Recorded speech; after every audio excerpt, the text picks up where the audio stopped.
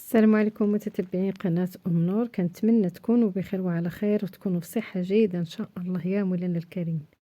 اليوم إن شاء الله وبإذن الله غادي نشارك معكم غدانا.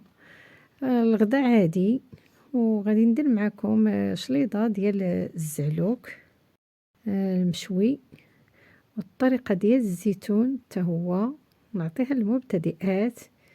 الزيتون مسللة وكيتشرمل بالمرقة أولا يطيب في المرقة.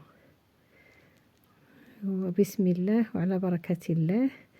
هنايا طيبنا اللحم كنطيبوه عادي بالطريقة العادية، إنما طيبته في الكوكوط، شحرت بصيلة ودرت ليه العطرية وقليته في شوية ديال المطيشة وشوية ديال الثومة والربيع، ومن بعد فاش طاب درتو في الطاجين. دابا غادي نديرو البصلة طيب حتى هي وكخضرة، يعني غادي نديروها مع اللحم. حنا كنديروها في داك المرقة اللي طيبنا فيها اللحم، كنديرو فيها البصلة كي كتشوفوا، كنقطعوها شنيفات ولا شنانف. بالنسبة للزيتون مسللة كنحيدو له العظم، كنديروه في شي كاسرول ولا المقله ولا اي حاجه، المهم شي اناء، وكناخدو من هذيك المرقه. كنحيدو الزيت، تنحاولوا نحيدو ديك الزويته، وكنديرو غير المرق. هانتوما كي كتشوفوا بحال هاد الطريقه هكا. انا كنهضر دابا مع المبتدئات. هانتوما كنحيدو غير ديك المريقه زويته، كنخليوها صافي باش كنردو البصله طيب. كنردو البصله طيب، كنسدو عليها ونردوها طيب، وهذاك الزيتون تنردوه يطبخ. بعدا نصيحه، كيتطبخ 2 مرات في الماء، يتغسل ويطبخ في 2 مرات في الماء، ونخويو داك الماء ونقطروه حتى يتسقطر مزيان، وكنديرو ديك المريقه. هانتوما كي كتشوفوا كيبقى يطبخ في ديك المريقه حتى كتبقى غير الدميعه. وبالنسبه للبصله اللي سدينا عليها هي طابت صافي، كنحطوها فوق اللحم في الطاجين، كتستفيد من الفوق. هانتوما بحال هكا. وراه يمكن ليك سيداتي ديري هاد الطريقه هادي، ديريها في الطاجين بلا ما ديري في الكوكوط، ولكن الا مشى الحال او لا اللحم شويه كبير شويه، من الاحسن ديري في الكوكوط، ومن بعد كترديه في الطاجين باش يتقلى ويولي حتى هو غزال تبارك الله ويجي لذيذ. العطريه راه كنديرو السكنجبير والبزار والخرقوم، كي قلت لكم الثوم وشويه د الربيع وزيت الزيتون طبعا. بالنسبه لداك الزيتون ها هو، شوفوا ملي كيولي غير كي قلت لكم تتبقى غير ديك الدميعه في الكاسرونه، صافي كنحطوه من الجناب، لانه غادي نقلي البطاطا وغادي نحطوها نخضروا بها، يعني نخضروا بها اللحم. داك الزيتون تنديرو في الجناب الطاجين. هانتوما وراه يمكن لكم هاد الطريقه ديروها في الطبسيل، ولكن انايا دابا درتها في الطاجين، وغادي نرد الطاجين يطبخ شويه باش يتقلى مزيان ونديرو شلاضه. بالنسبه للزعلوك، شلاضه ديال الزعلوك، عندنا الدنجال وعندنا الفلفله الحلوه و3 حبات ديال الثومه. نتوما الا كتسمو الفلفله كنديروا الخضراء، نديروا الحمراء، ونديروا حتى الصفراء الا كاينه، وكنديروا الحار. اللي كيبغي الحار راه يديروا، يمكن لك ديري وحده ولا 2 لا حتى 3 على حسب الذوق ديال كل واحد. اللي كيبغي الحار يكثروا. انا غادي نزيد غادي نزيدها وغادي نشوي كل شيء. وراه يمكن لك سيداتي تدخليهم من الفران، ديريهم في الطاوه من بعد ما تغسلوا. هادو دابا راه غسلناهم ويتسقطروا، ديريهم في الطاوه ولا في اللاطه وتدخليهم من الفران انا والوالده ديالي كتفضل يتشواو.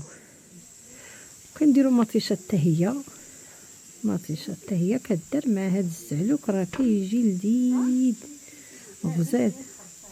ولكن ملي كيتشوى وإلا تشوى على الجمر كيجي كاع احسن. دابا غنشوي على البوطه، نتوما كي كتشوفوا على البوطه. نتوما راه يمكن لكم كيفليك كتدخلوه الفران، يمكن لكم تشويوه على الجمر. على الجمر راه كيجيو غزال، كيجي لذيذ. هو كنشووه مزيان كيتشوى،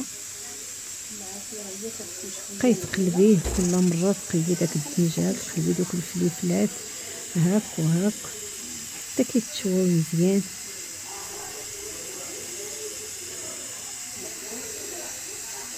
وراه يمكن ليك سيداتي تبخريه. انا كنفضل، والوالده الله يخلي لكل واحد معز عليه، كنفضلوه يتشوى. وملي كنشويوه كنحطوه في شي بلاستيكه تكون نقيه ولا سلوفان، باش يرجع عليه الصهد ويسهل في التنقيه. هذوك التومات راه حنا درناهم في القطيب وشويناهم، مطيشه حتى هي تشوات صافي. كنغطيوهم نديرو عليهم زويف ولا تخليهم غا هكاك حتى كيعرقوا. ملي تيعرقوا كيكونوا ساهلين باش تنقيهم. صافي حنا نقيناهم. تحاولوا تنقيوهم مزيان مزيان. مطيشه حتى هي راه حتى هي تنقات. دابا غادي نصفيوها من هاد الماء، لانه المطيشه ملي كطيب كتطلق الماء. نتوما كي كتشوفوا كنصفيوها بحال هكا، كنصفيوها كنحيدو ديك الزريعه. داك الماء ما كنضيعوش، الماء ديال المطيشه يتصفى حتى هو يليق. يا اما ديري معاه مريقه، يا اما انا كنفضل نشربو، والله العظيم كيعجبني كنشربو. لان المطيشه راكم عارفين غنيه بالفيتامين سي زوينه. هانتوما هادشي كله يتنقى مزيان مزيان صافي، ويتقطع على الدنجال ولا الفلفله ولا مطيشه ولا كل شيء يتقطع. بالنسبه للفلفله كندقوها هي وديك الثومه، ديك الفلفله الحاره كتدق هي والثومه، كندقوها مزيان في المهرز. واللي عنده الهاشوار يديرها في الهاشوار. انا كنفضل المهراز. الهاشوار كاين ولكن كنفضل المهراز، ندقها في المهراز حسن ليا. وديروا معاه شويه ديال المليحه ودقوها غير واحد شويش قليل، لانه مازال غادي نديروها ان شاء الله مع الدنجال. هانتوما كتشوفوا كندقوها مزيان الثومه والفلفله الحاره. كتحاولي تدقيها مزيان. ملي كتدقي راه كتجي حسن ملي كطحنيها في الهشوار ولا تقرضيها طريفات صغار. انا في نظري هكا كتجيني احسن. صافي والدنجال ها هو صافي حيدنا منه كاع ديك الكحوله ديال اللي شويناه صافي. وكندقدقوه بحال هكا حتى هو راه يقدر ديريه في الهشوار، ولكن انا كنفضلو هكا تدقدقيه حسن. ما كيجيش احسن زعما يجي هكا طريفات صغار حسن من يتطحن مزيان في الهشوار كيطحنوه بزاف. هانتوما غير هكا يعني كي كيقولوا غير بالعقل، تقطقيه بالعقل مزيان هكا كلهم. راه يمكن ليك تقطعيه طريفات صغار، يمكن ليك ديريه هكا غير شرائح وتبقاي تدقدقيه بحال هكا بالموس. الموس يكون ماضي، من الاحسن يكون ماضي. هانتوما شوفوا هكا وتبقاي تقلبيه. انت كتدقدقي وكتبقاي تقلبي داك الدنجال هكا بهاد الطريقه هكا، وكتبقاي تدقدقيه هكا تضربيه هكا حتى كيتطحن، يعني حتى كيتقرب. وبالنسبه للدنجال الا كنتو بغيتي تشريوه هذا راه فيه الزريعه، هذا ما تقديتوش انا، ملي تبغيو تقداو الدنجره ولا تشريو، هزو الدنجره في يديكم. هذه نصيحه نعطيها لكم. هزو الدنجره في يديكم، الا لقيتوها خفيفه هذيك هي اللي زوينه، الا ثقيله راه تكون فيها الزريعه. وهذا الزعلوك تيبغي الدنجال ما تكونش فيه الزريعه، تكون غير هضره غزاله. صافي كنجمعوا كلشي هنايا في واحد الكاسرول ولا اناء غارق، كنديروا فيه داك الدنجال، مطيشه، الفلفله الحلوه مقطعه طريفات، الاخرى الحاره الدقوقه هي والثومه. صافي وكنديروا شويه ديال الكمون، هانتوما واحد شويه ديال الكمون، مقدار نصف معلقه ديال الكمون. كنديروا قياس ديال المليحه، وكنردوا البال لان دقينا الثومه وديك الفلفله في شويش ديال الملحه. ونديروا زيت الزيتون، هذه زيت الزيتون الا كاينه، الا ما كايناش ديروا غير العاديه، زيت الزيتون تجي احسن. صافي وكنخلطوا الزعلوك ديالنا مزيان، نجربوه راه كيجي لذيذ، تيجي غزال ما شهيتكم فيه. صافي تخلط الكل مزيان مزيان. يمكن لك سيداتي تقطعيه بحال هكا طريفات، وتقطعيه كلشي وديريه في الكوكوط وطيبيهم، ولكن ولات كي قلت لك خليه للفران، ولكن هكا تيجي زوين. صافي الطاجين ديالنا هو كيطبخ تبارك الله. هانتوما شوفوه ما شاء الله كيطبخ. صافي تقلى، بقات غير ديك زويته دميعه. صافي البطاطا راه قليناها، صافي نديروها من الفوق ديال اللحم باش نقدمو.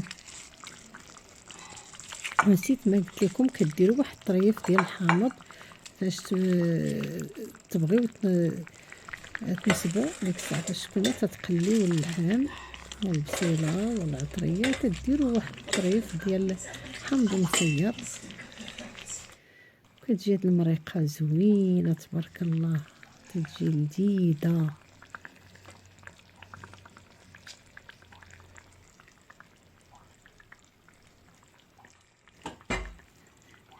ايوا بالنسبه للشليضات هما درت الخضره مسلوقه، اللوبيا وخيزو والبطاطا، ودرت البربه حتى هي. هذا الزعلوك اللي صوبناه، هذا شويه ديال الفكوس درناه شويش ديال عصير ديال الحامض. ايوا الطاجين ديالنا هو هذا، الشليضات ديالنا هما هادو، وغدانا هو هذا. ايوا كنقدموه بالصحه والسلامه. واللي كيدخل اول مره للقناه يدير جيم ويدير ابوني ويفعل الجرس، وما تنسونيش من التعليقات زوينين بحالكم، وما تنسوش تبارطاجيو مع احبابكم وصحابكم باش تعم الفائده للجميع. وما تنسونيش من صالح الدعاء، ولكم بالمثل زيادة إن شاء الله يا مولانا الكريم. وإلى اللقاء، فيديو آخر ووصفة أخرى، والسلام عليكم. واللي بغات شي وصفة تقترحها عليا إن شاء الله يا مولانا الكريم نشاركها معكم. الطاجين ديالنا تبارك الله ها هو كيطبخ، باقي فوق الطابلة وباقي كيطبخ. شوفوا تبارك الله ما شاء الله، فوق الطابلة وباقي كيطبخ. هنايا من قبل كنت سلقت البربة ونسيت ما درتهاش، حتى الاخر عاد قطعتها غير طريفات وزوقت بها الخضره من الجنان. هذا الطاجين ديالنا باقي كيطبخ تبارك الله، واخا فوق الطبله باقي كيطبخ. ايوا الى اللقاء في فيديو اخر ووصفه اخرى ان شاء الله، والسلام عليكم.